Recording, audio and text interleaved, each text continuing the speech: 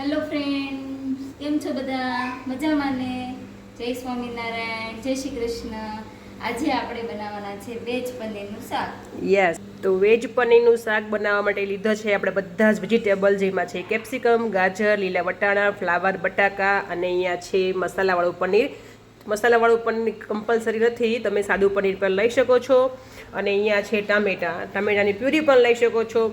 અને હા, શાકભાજી છે ને બધા અંદાજે લીધા છે. અંદાજે કદાચ 100-150 ગ્રામ જેટલા હશે અને પનીર છે 200 ગ્રામ છે.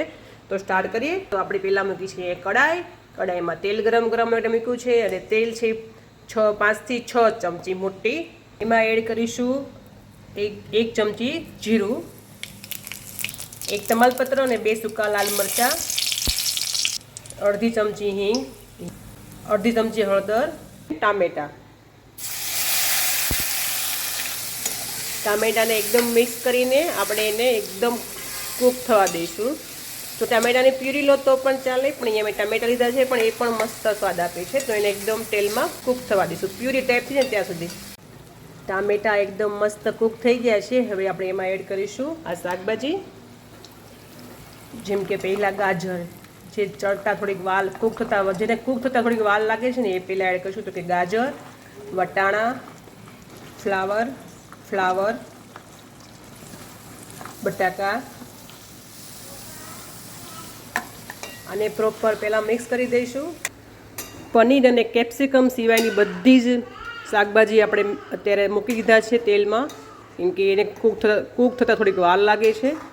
તો હવે એમાં એડ કરી દઈએ મીઠું અને પછી ઢાંકીને એને 5 થી 7 મિનિટ માટે કૂક થવા દઈએ.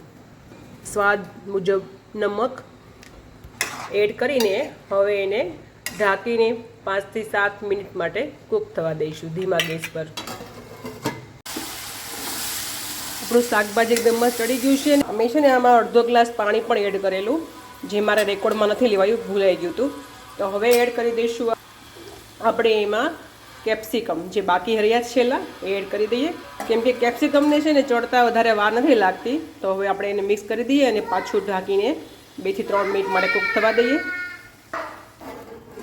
શાકભાજી પ્રોપર ચડી ગયા છે બધા વેજીટેબલ આપણા. હવે એડ કરીએ લાલ મરચું પાવડર સ્વાદ અનુસાર. અમે અમારી રીતે તીખું બનાવીએ છીએ તો 2 ચમચી નાખ્યું છે. 1 ચમચી ધાણા જીરું પાવડર, થોડો ગરમ મસાલો અને બરાબર પ્રોપર મિક્સ કરી દઈશું.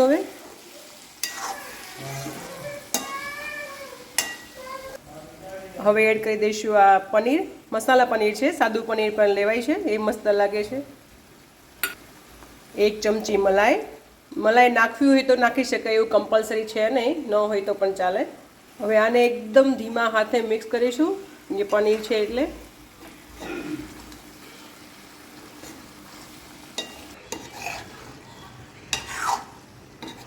હવે એડ કરીશું આપણે આ કસૂરી મેથી,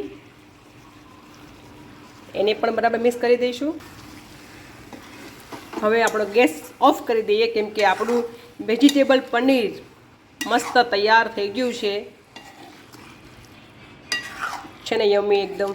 સ્વાદમાં બહુ જ મસ્ત લાગે છે દોસ્તો, ટ્રાય કરજો. લસણ કાંદા વગરનું છે પણ બહુ જ મસ્ત લાગે છે. તો આ છે આપણું મિક્સ વેજીટેબલ પનીર શાક તૈયાર. તો કેટલું દેખાવામાં મસ્ત છે ને ખાવામાં એટલું જ મસ્ત છે. સાથે લીધી છે અમે રોટલી અને સલાડ, પાપડ અને છાશ. જો તમે આને પરાઠા હાથે ખાઓ ને તો પણ મસ્ત લાગે છે. અને બીજું કે જો નાના છોકરા તમે શાકભાજી ન ખાતા હોય ને તો તમે આ રીતે બનાવીને પણ શાકભાજી એને ખવડાવી શકો છો. તો તમને અમારી રેસીપી કેવી લાગી જરા કોમેન્ટ કરજો. અને જો તમને અમારી રેસીપી ગમી હોય તો વિડીયોને લાઇક કરજો, ચેનલને સબસ્ક્રાઈબ કરજો અને તમારા ફ્રેન્ડ સર્કલમાં આ વિડીયોને શેર કરજો. Thank you for watching. By.